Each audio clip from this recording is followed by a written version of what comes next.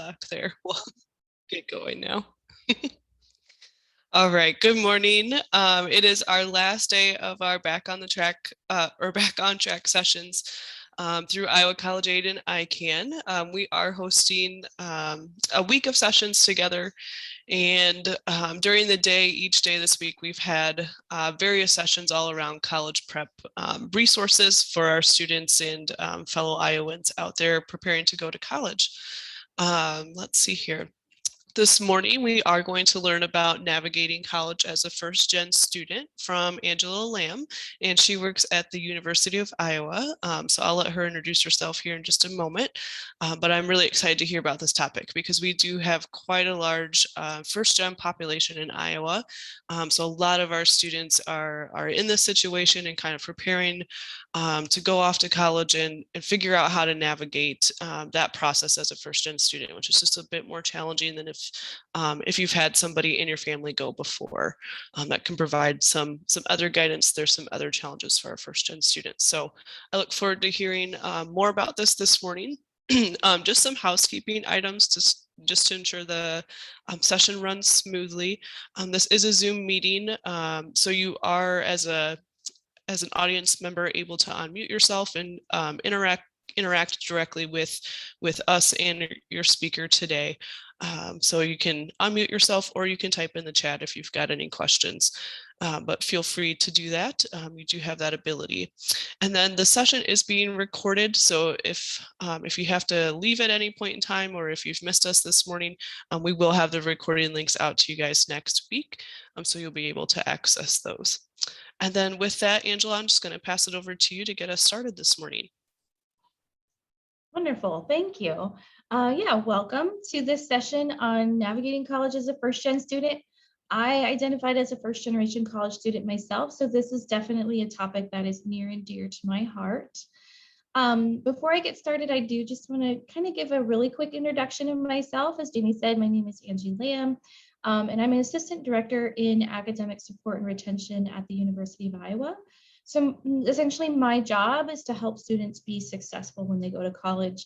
And I always tell students, I don't care where you go, if you come to Iowa or not, I want to be helpful and be supportive of you. So I meet with students all over the community and just try to work through what is it like to go to college. And so at the end of this presentation, I will have my email address. So I definitely encourage you to email me with questions or comments that you might have. So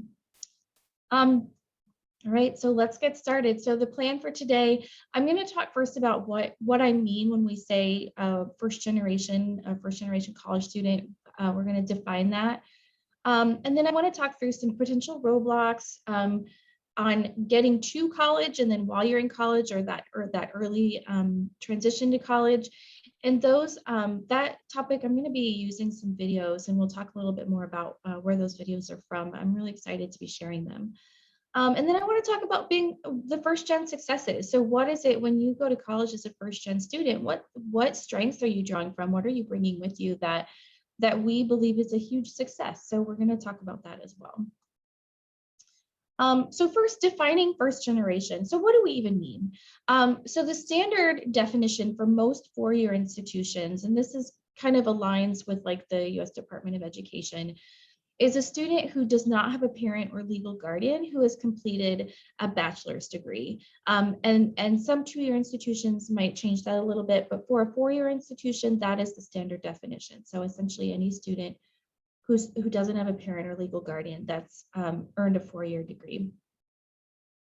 But it's not always that simple, right? So it's not just cut and dry, did they earn a four-year degree or not? A lot of questions that we think about, are you the first in your family? What about siblings? So what if you have 6 or 7 siblings who have gone to college before you? Are you still considered first gen? Technically, yes. Your experience might be a little bit different just because you can draw from experience that your siblings have had, but technically you would still be considered first gen.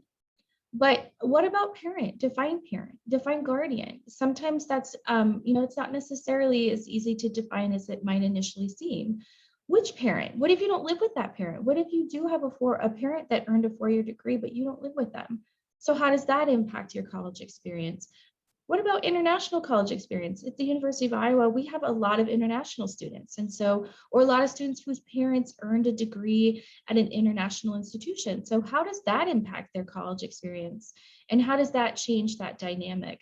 So those are all things that we keep in mind when we are talking about first gen. And we understand that the definition that operational definition that we utilize is not perfect. And it's not even the most inclusive definition that we would like to utilize, but that is kind of what we operate under. But I always just point this out as a way to show like this isn't an easy thing to define sometimes. So I usually tell students, if you're not sure if you're first gen or not, if you feel like you really identify with that population, like I have a coworker whose parents earned 4-year degrees after she did. So is she no longer first gen? She was first gen when she went to college. So if you feel like you identify, then I will definitely pull you under my wing and count you as a first gen student. So that's kind of how I utilize that definition. Okay, so why does it matter? Why are we talking about being a first gen student? Why is that a thing? So why does that parent level of education even have an impact on your college experience? So there's kind of 3 things that we look at. The first one is college readiness. So if you have a parent that has especially gone to a 4-year institution, they can kind of help walk you through maybe some of the classes that you should be taking in high school. They might be able to help you get signed up for an ACT prep class. Different things that you should participate in school to get ready for college or to help that college application. I was first gen. I didn't know that you could study for the ACT. I had no idea. I didn't know you could retake it either. My parents that was just something that they were not aware of or didn't have access to. And so I just took it one time, didn't study, I just took it. So those sorts of things, if you have parents that have gone through that, they can help you with that. The other thing that we look at is this idea of like college knowledge, essentially like navigating all the systems that are made up of higher education. So no matter if you're going to a 2-year school or 4-year technical institution, there's just lots of systems to navigate through all of that. Or once you get to college, if you have parents who have gone, they might know that you can drop a class. I didn't know that. They may know, like, to tell you if you're not doing well in a class, why don't you go talk to the instructor, or here's some tutoring resources that you could utilize. Those are just, like, you have parents that can kind of help you navigate that. If they haven't gone, they're just not as familiar with those systems, right? And then there is an association between education and earnings, or education and income. And I'm always really, really careful to point out, I do want to make sure we know, first gen is not synonymous with low income. Those are 2 different populations of students. There is a lot of overlap and a lot of intersectionality in there, but that does not necessarily mean it's the same thing. But we do know, research shows that there is an association between the more education you have, typically maybe have higher earnings, and those higher earnings make it possible for you to, pay for a tutor, or maybe pay for an ACT prep class, just different things that you may have access to, that folks who could identify as first gen maybe don't have access to. And all of this, we refer to this as social and cultural capital. So first gen students just have less social and cultural capital. And that's why it makes a difference. So one thing that we know, our first gen population comes into the University of Iowa, their average ACT score and their average high school GPA are essentially the same as their continuing generation peers. There's not a huge difference. In fact, there's not a difference. It's not a statistically significant difference. But so they're coming in prepared and ready for college, but there's something that's happening when they get here that makes it more difficult to stay and to finish their degree in the same time.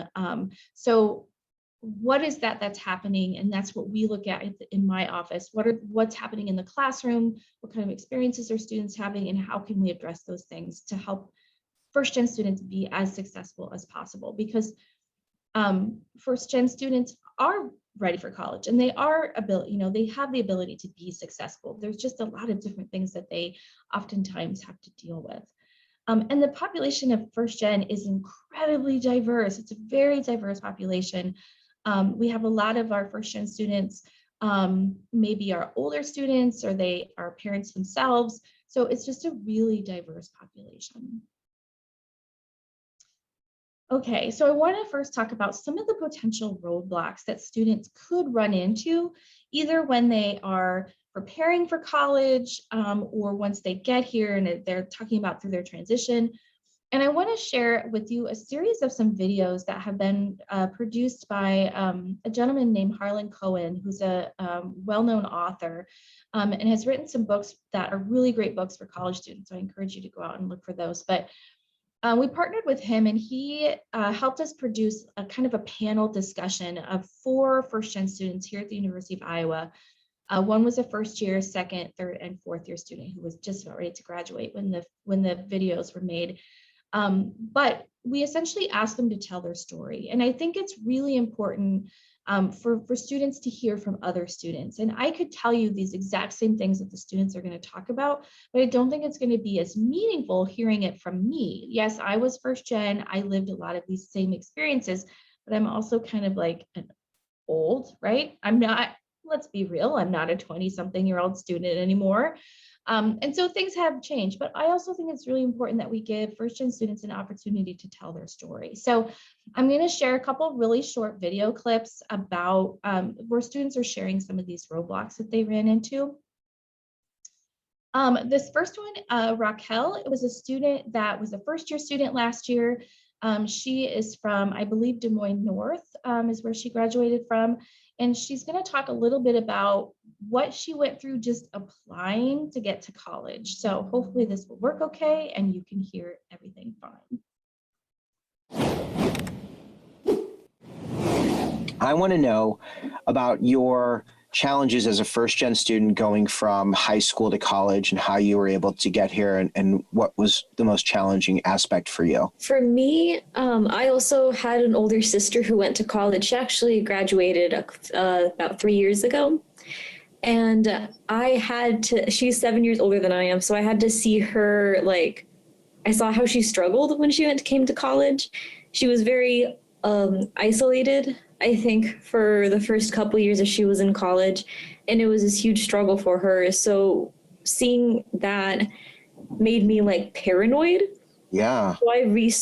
So I did so much research. I was worried. I was I guess the hardest part was trying to figure out how everything worked. I went to so many college websites and took so many notes, and I was looking for, when does this application open up? When does this scholarship open up? Who do I talk to make sure I'm doing this right? When did the admission letters come out? I was doing so much research just to find a timeline because I was so terrified of missing a deadline. Because my sister told me that when she was in her senior year of college, high school, she didn't know when any of these things opened up. I guess she assumed that it would be more obvious, but they opened up and she didn't realize. So she was applying later than she wanted to. There was this one school that I wanted to apply to. I misunderstood completely how it worked, and I ended up finding out that I hadn't completed the right application at all. And it was the day of. Was that disappointing? It was very disappointing because I had done so much work for that one part of the first part of the application. And I assumed oh yeah, I have this essay to go, and I was typing up the last paragraph that day and I was going to send it in. And it turned out it was still part of my profile. It was not the application. So frustrating. Yeah, it was very frustrating. Were your parents involved? Well, my parents don't really understand anything about college in general. Sometimes I would talk to my mom about it, be oh yeah, I'm going to do this. But she didn't understand really what I was talking about. She knew it was important and she knew that I needed to do it, but she didn't understand it. And my dad also didn't really understand it, even though he didn't want to admit it because he likes being right. But both of them didn't really understand how to do anything. And my sister, being 7 years older than me, she had her own life and her own things to attend to.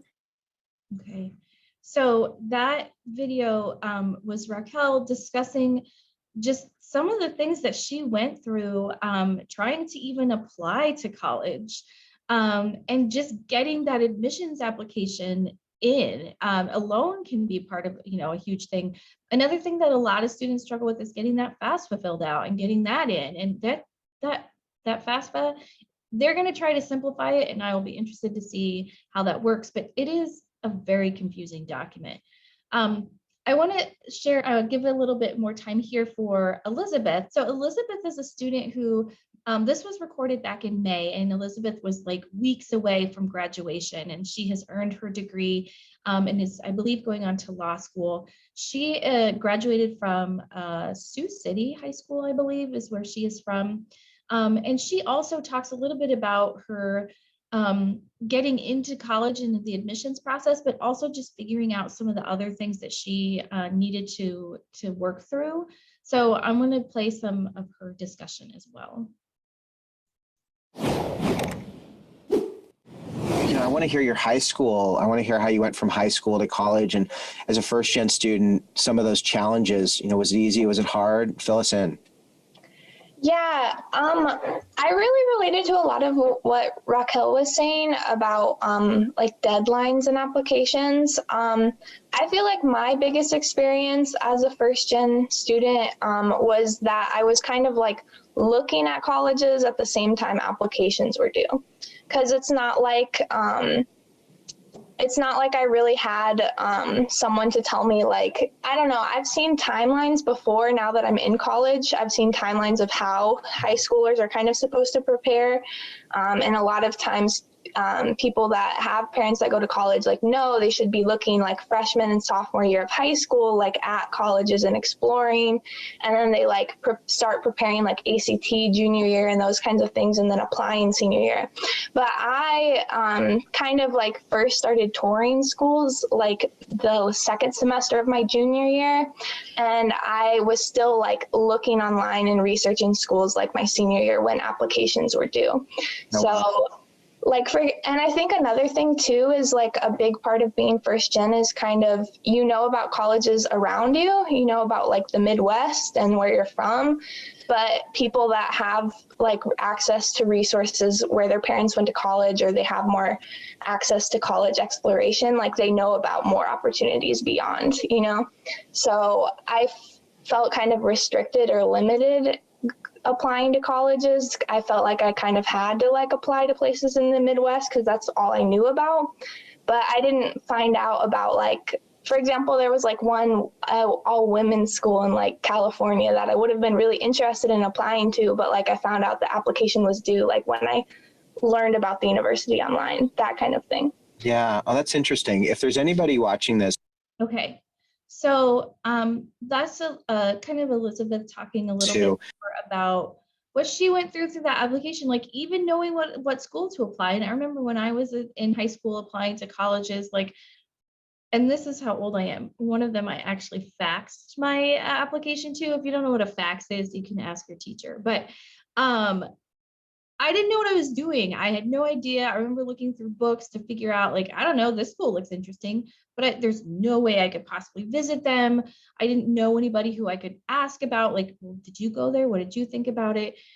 So just even that process of like trying to figure out where to apply is also an issue that a lot of first gen students face. So, okay, so now I want to share, this is a video of Carter, and he's a student. When this was filmed, he was a third year student here at the University of Iowa.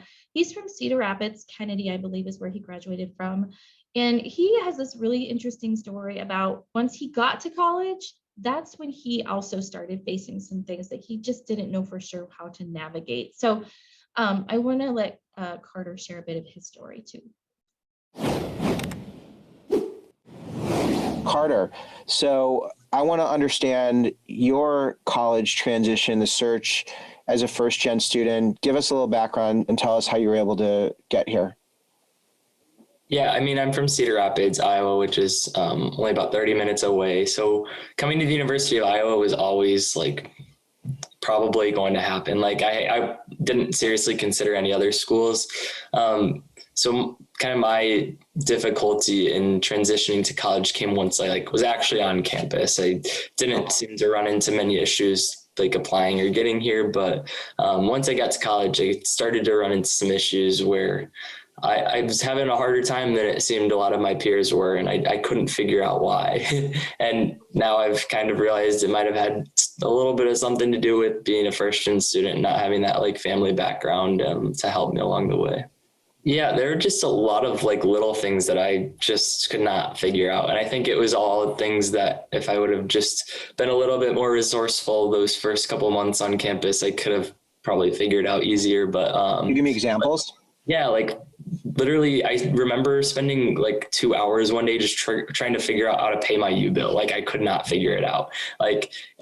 Stuff like that. And I tried to ask my roommates or my neighbors, and none of them were paying their U-bill. So I was that was another burden that I was facing, is that okay, I have this my own financial responsibility here, and nobody else seems to be able to relate to that. So that was tough. So Carter talks a little bit about just things that not knowing how to do, how to pay his bill. So his U-bill, that's his the bill that we have to pay for tuition. And so he was paying that and clicking the buttons, and he didn't really know how, but he couldn't ask his friends because their parents were paying it, so they didn't know how. So just things like that you don't really think about. And I remember thinking those same things, how come it seems like everybody else knows what they're doing and I don't know what I'm doing?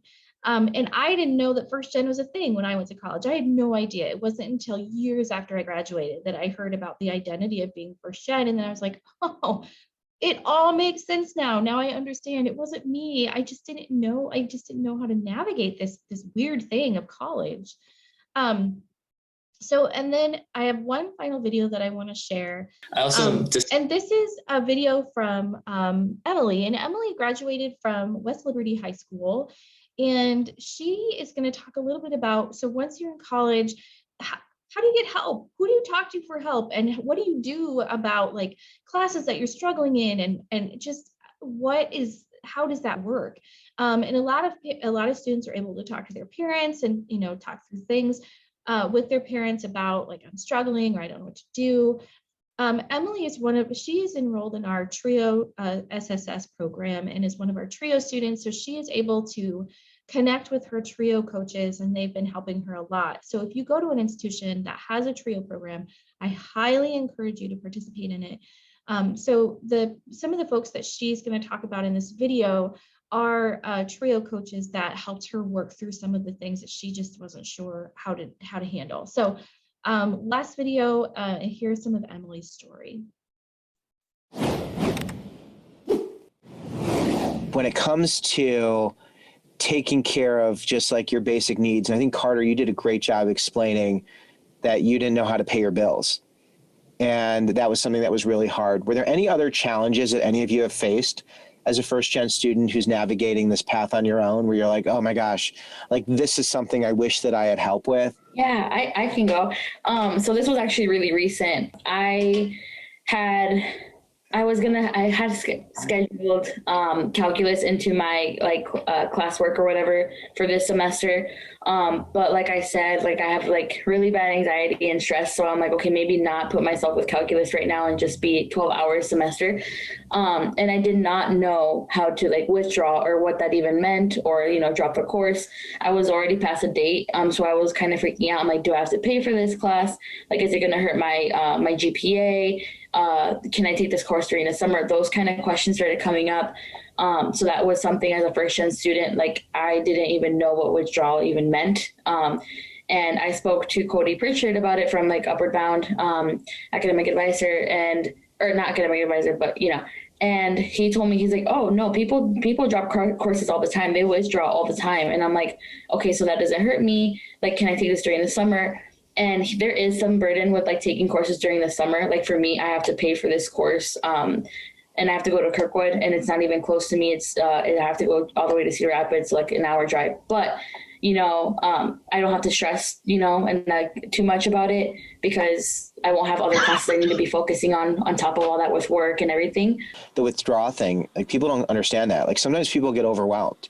I think that's a big piece, and it's okay to do that, right? It's okay to withdraw. Yeah, because I didn't know, like, I thought it would hurt my GPA and stuff like that. And he told me, he was like, you know what, literally just go to my UI, click put withdraw, and that's it. And I'm like, it's really that easy? And then he's like, no, it really is that easy. He's like, just tell your professor, like talk about it. If you need it back into your plan, put it off later. He's like, just focus on yourself and your mental health first, just make sure that everything's okay first. And then, just push it off. But yeah, it just depends. Like I said, there's a certain time period where like if you withdraw, it will affect you. But sometimes professors, will like talk to you about it and talk to the Okay. So academic office and stuff. Those are some of the stories from some of our students and some of the things that they have dealt with as a first generation college student. So applying to college can be kind of a struggle. Once you get here, like, I don't know what I'm doing. I don't know how to pay my bill. Is it possible to drop a course? I didn't know you could drop a course. I had no idea that was a thing. When I was a first gen student, I also was working full time during the day and going to school in the evening. And I thought that because I was not a typical student, I wasn't allowed to study on campus. And I don't know why I thought that. There's probably nothing that ever like legit made me think I could do that. I just thought that, right? And so I remember like studying either in my car or, and this is Iowa, folks, so it's like not warm, right? Studying outside, I would like kind of like sit on these benches outside the buildings, and I was afraid that if I sat inside or if I sat inside, I would like kind of sit in a corner because I thought somebody's going to stop by and ask me like, what are you doing here? You don't belong here. I had no idea. You're a student, you belong here, study, right? I didn't know those things. And I didn't even know like to ask my parents about it, and my parents wouldn't have known.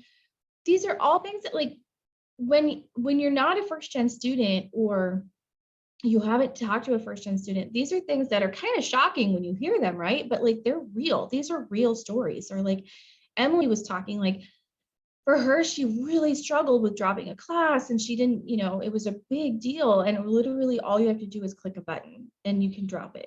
There's a lot of things that go with that, but those sorts of things are just kind of like roadblocks that can kind of get in the way. But the takeaway from all of this is that there are a lot of successes, a lot of strengths that first gen students bring to college. And that's what I want you to also remember. I want you to focus on these amazing strengths that you bring with you. So what are these? What are some of the assets that first gen students bring to college with them? First of all, the ability to navigate systems.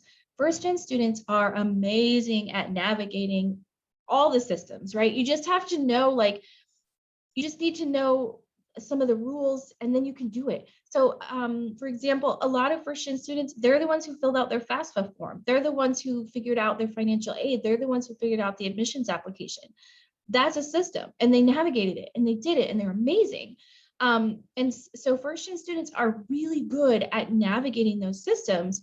And in higher ed, we're trying to get better at simplifying those systems, but also demystifying them and just like helping students to get into that and be able to navigate it. So they're just first gen students are really good at being resourceful and asking questions and navigating those things and being an advocate for themselves.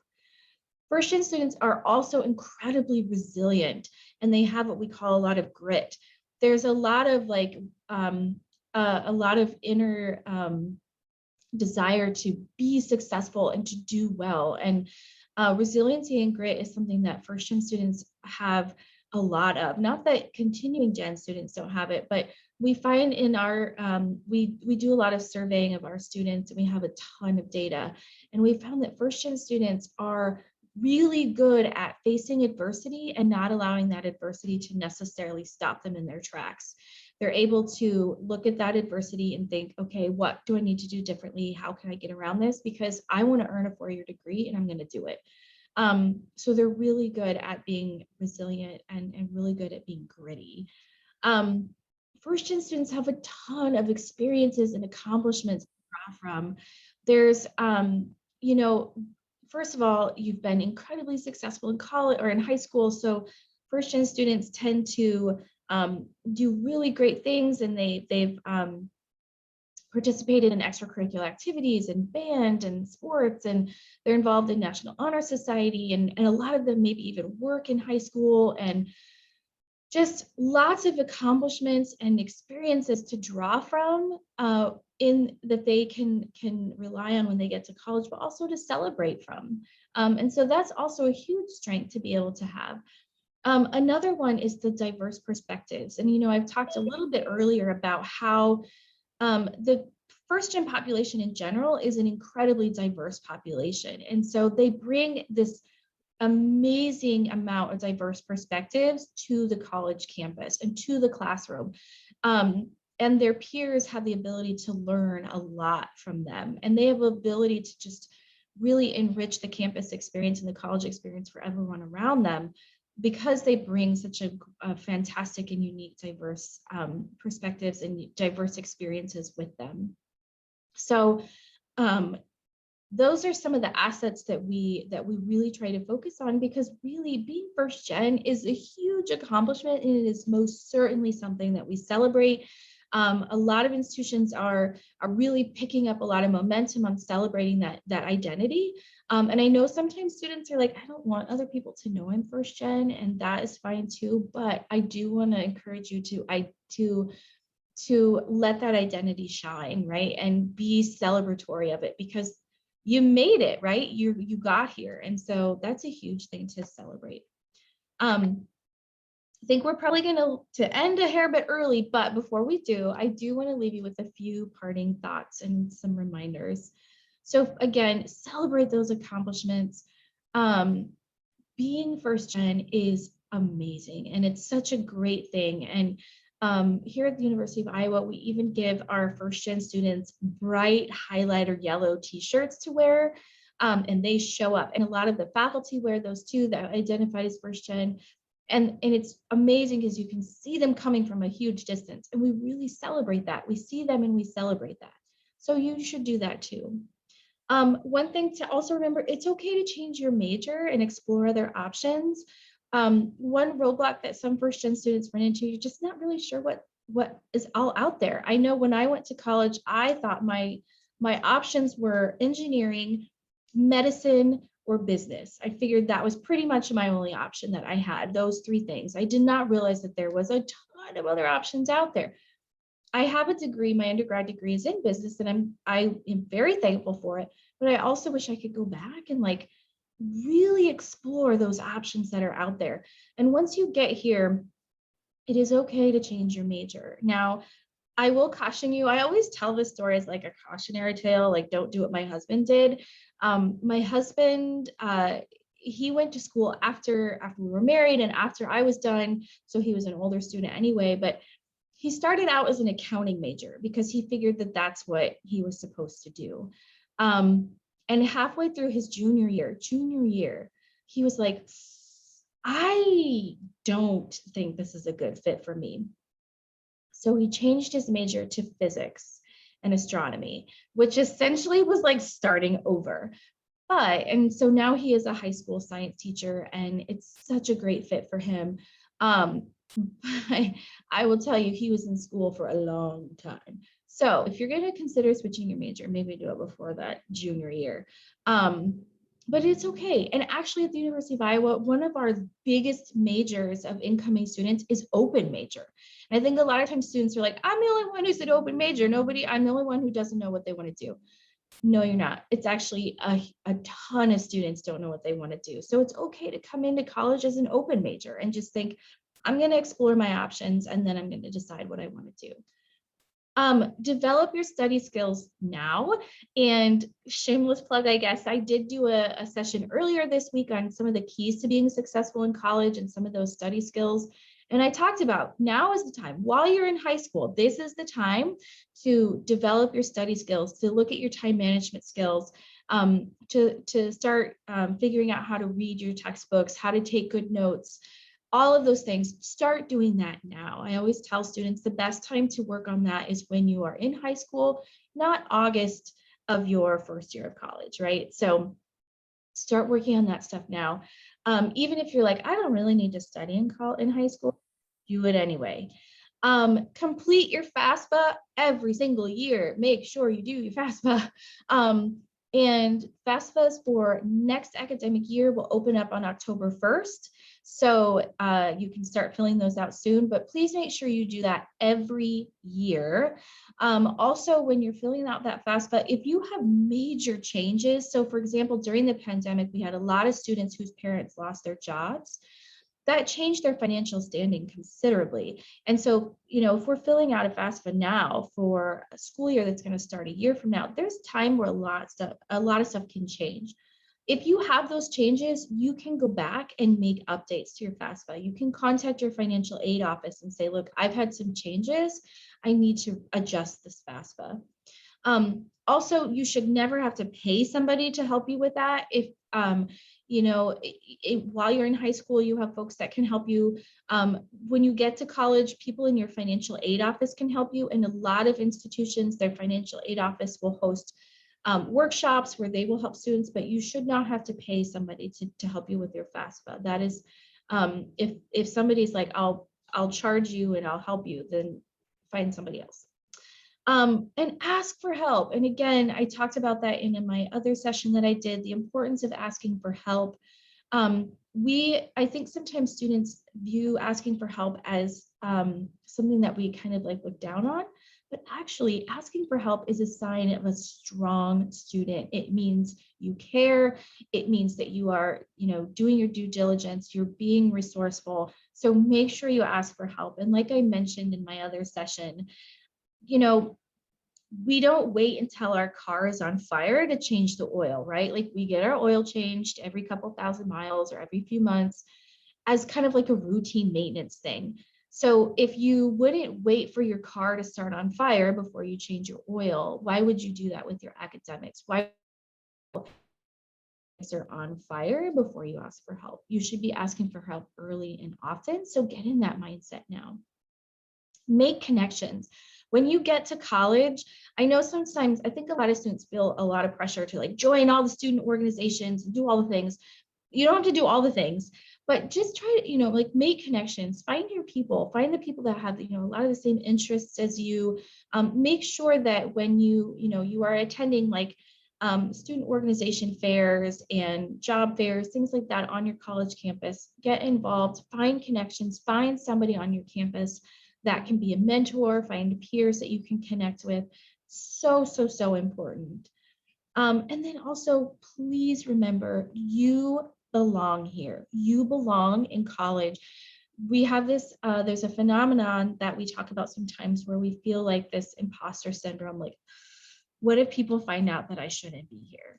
You should be here. It doesn't matter what college you're at. You belong there. You, a first-gen student, you worked hard to get there.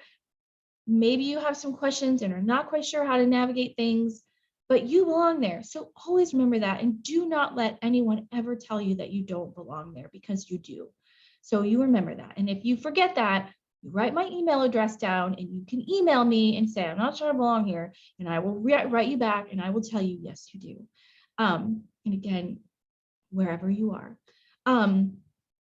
So again, I'm ending just a hair bit early. Hopefully that's okay, but I do want to thank you again for watching this video and participating. If you do have questions or you need clarifications, please do not hesitate to email me. That's my email address, Angela-Lamb, just like sheep, at uiowa.edu. And I am here to serve the students in the state of Iowa. So again, I don't care if you're coming to Iowa. I don't care if you aren't sure if you're where you're going to go to college. If you have questions, I will be happy to answer them for you. So I think that is all I have. I don't know if there's any questions that anyone else has for me, or any chat, anything that's been put in the chat or anything. Yeah, thanks so much, Angie. There are no questions in the chat at the moment, but if you do have them, feel free to put them in there, or you can unmute yourself. But I do just want to echo everything that you just said there at the end, because you do belong there. And it can feel very isolating at times. I remember I'm a first gen student also, and walking onto campus the first day where everybody had their parents with them and, kind of expected what the experience would be like. And I was like, what the heck is happening? And as you get into your classes, they can be challenging, and you just don't know where to turn to for help sometimes. So you kind of forget that you're like, am I in too deep? Have I gone too far? And you haven't. So, remind yourself that you belong there. Find people that will be in your corner as well. I echo Angie, and you can email either one of us and we will remind you that you belong there. It is definitely our jobs to help you get there and to be there, and enjoy your time at college, and be successful. So don't forget that at all. Thank you, Angie, for putting your contact in the chat as well. I appreciate that. And I think that'll wrap us up for today. So I'll make some closing comments here for our recording, and then we'll close up the session this morning. Okay, so just as a reminder, we do have some final back on track sessions the rest of today. So if you're able to catch anything, feel free to jump on to something this morning. And then we do have a list of partners that have been very helpful in us getting this event going and keeping it running for the second year in a row now. So you can see those on the screen. Without any of these folks, this event wouldn't be possible. So we're happy to have them supporting this event and helping us coordinate and speak and volunteer their time and expertise to be here this week. And then not tomorrow, on Sunday, there is a Golden Circle College and Career Fair happening from 12:30 to 3. It is taking place in person, and it's in Altoona, which is near the Des Moines area. So if you catch yourself over there, feel free to pop into the College and Career Fair. You can register ahead of time as well, and it's the biggest one in the state, and so it's a great way to just be networking with all the admissions folks and career folks and getting your name out there, asking questions, all of that good stuff. All right, I think that's all my announcements for this morning. So Angie, thank you so much for joining us this morning. I really appreciate it. I always enjoy listening to your sessions, and definitely will call on you for others as well.